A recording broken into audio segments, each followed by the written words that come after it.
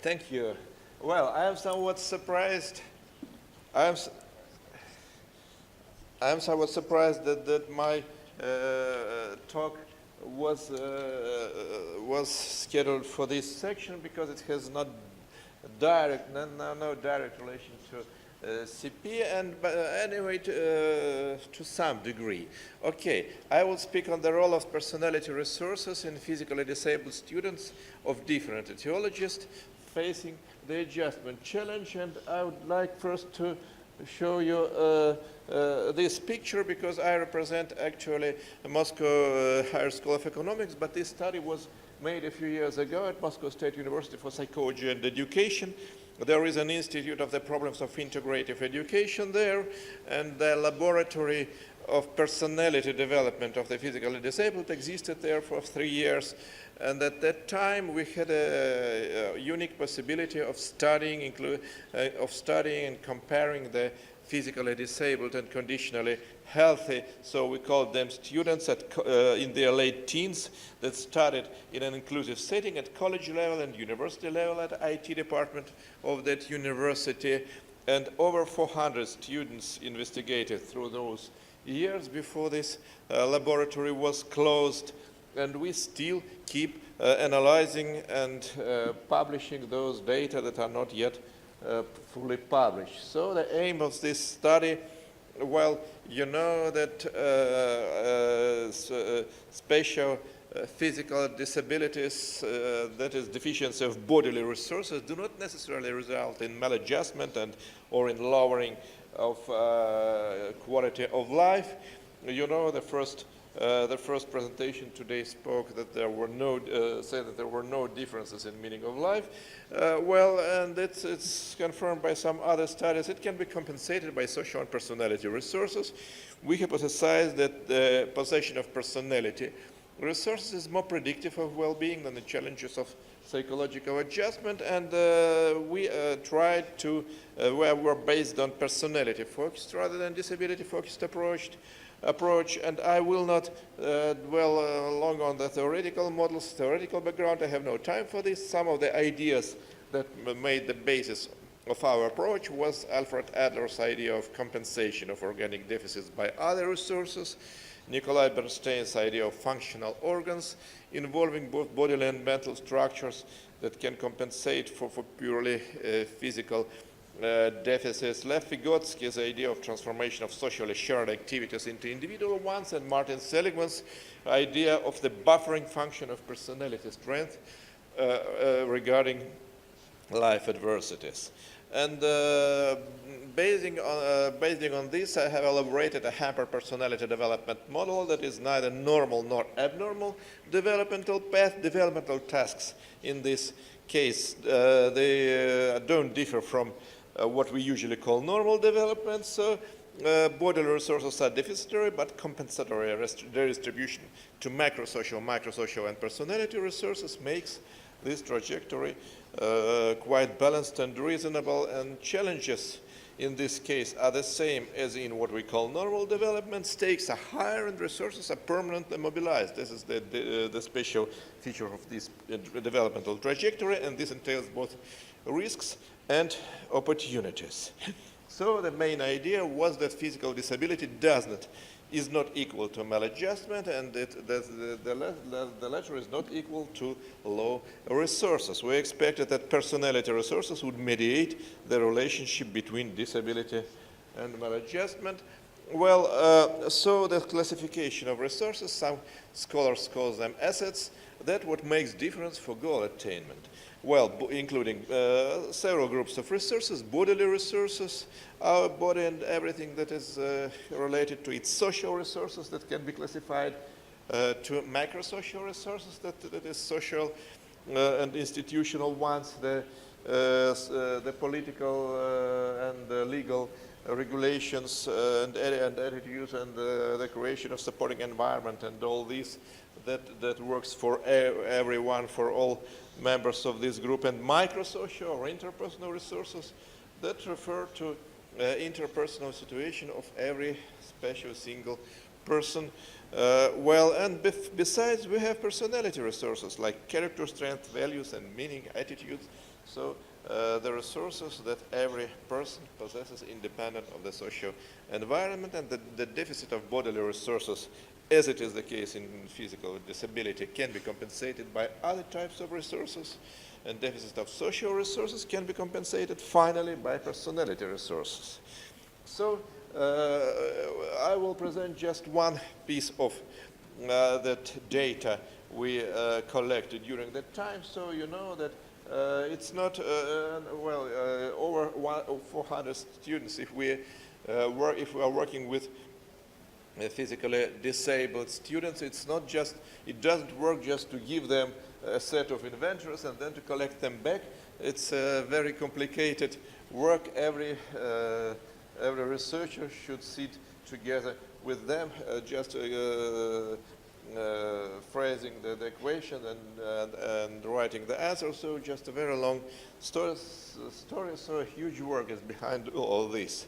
So this study, based on the sample of 210 college and university students studying in inclusive settings, 48 of them physically disabled and 164 conditionally healthy, because there are no healthy individuals at all. Everyone has some problems, some limitations.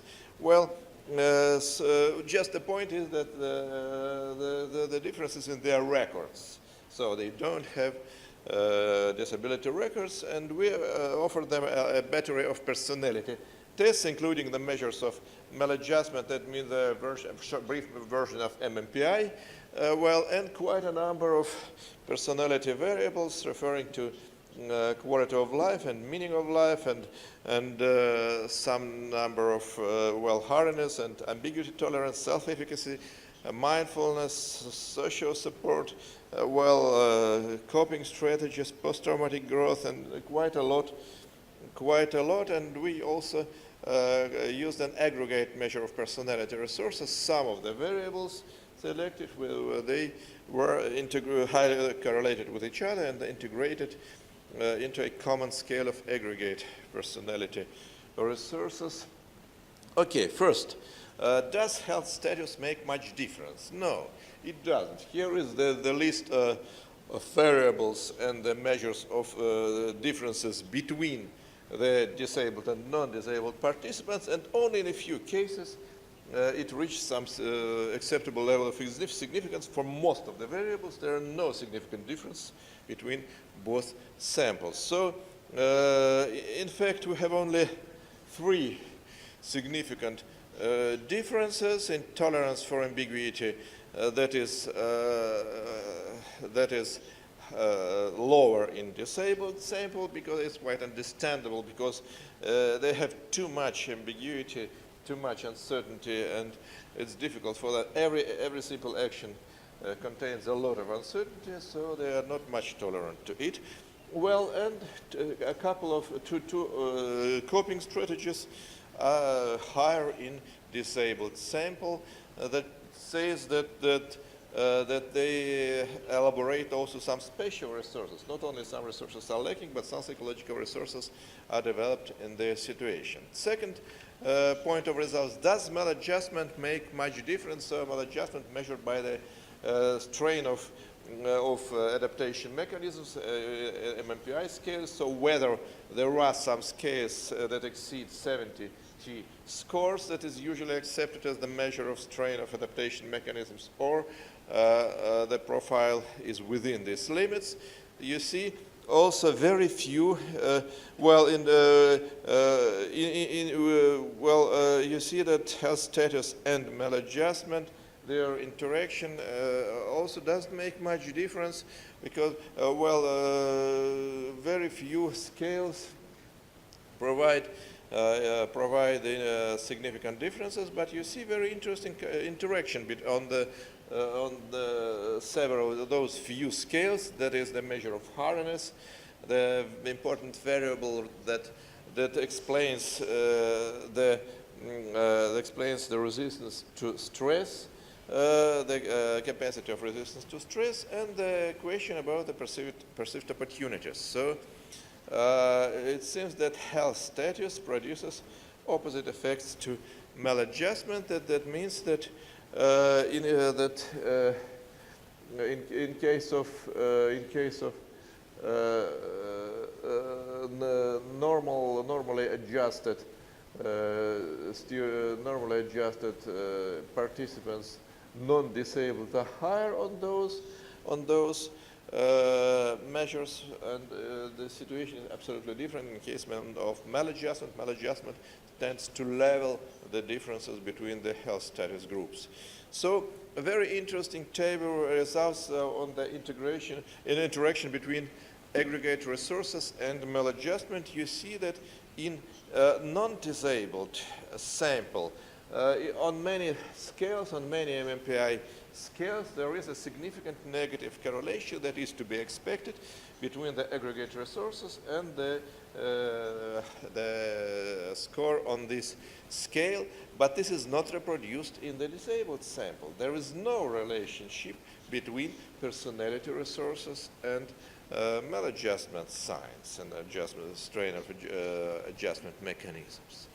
So the next two results, okay, 1 minute. 1 minute. To complete it. The next two the results refers to whether health status makes difference on the resources. You see that in those two tables show that in non-disabled sample, resources and maladjustment make much more difference than in the disabled sample. So in the disabled sample, maladjustment plays essentially no role, and I will skip this slide on post-traumatic growth. A summary of results is the following. The health status, that is physical disability, maladjustment, that is strained adjustment mechanisms, and the lack of personality resources are three absolutely different things. They interact rather than covariate and should be considered separately. Health status per se makes not much difference in an inclusive setting because we compare the participants that has no other differences except for their health status. Most of personality resources are not impaired in physically disabled as compared to conditionally healthy respondents, and the share of participants with, the degree of strain of adjustment mechanisms in the disabled participants makes no difference for the functioning of personality resources, unlike in non-disabled participants. Well, and personality resources mediate the impact of health status and maladjustment, especially in the disabled students. So, thank you for your attention. Quite a lot of important consequences follow from this study. Thank you.